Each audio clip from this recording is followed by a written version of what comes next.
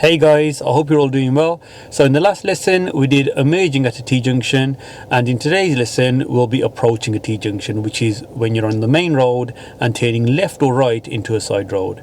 So I'm going to show you exactly how to do it and show you the most common mistakes made when approaching a T-junction. And for those of you who want more detailed videos on every single topic required for your driving test, then download the Ultimate Driving course. Okay, so let me show you how to approach a T-junction.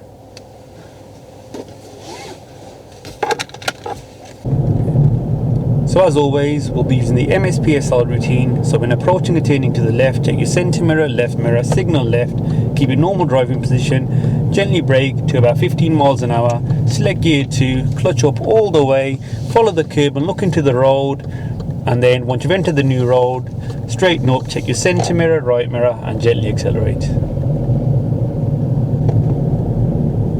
And when approaching a turning to the right, check your centre mirror, right mirror, signal right, position close to the centre white line, gently brake, select gear 2, clutch up all the way, and if there's no oncoming vehicle, look into that road and start turning, and check your centre mirror, right mirror and gently accelerate. If there was an oncoming vehicle, then we'd have to stop and select gear 1.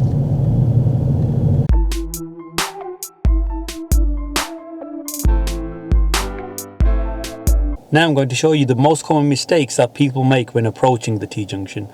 So like I mentioned in the last video, the fault on the mirrors and signal, that can always happen. So checking your mirrors too early or too late, or not checking them at all, and same with the signal, applying the signal too early or too late. Now let's go through some of the faults as well. One of the common faults is positioning too close to the curb when you're turning left, or positioning too far to the right. Another common fault is approaching too fast, then having to slow down suddenly.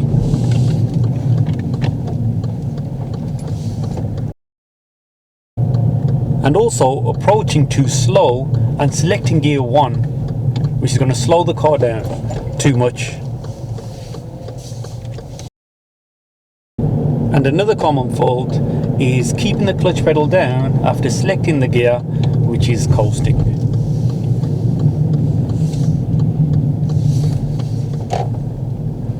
When turning right, a common fault is not assessing the oncoming traffic and just cutting across the path without judging a safe distance. That's a real dangerous fault.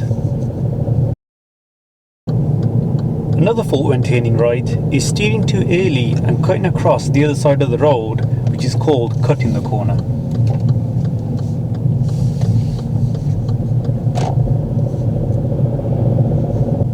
And finally, we have the fault of not looking into the road that you're turning into, so you're not aware of any obstructions or people crossing.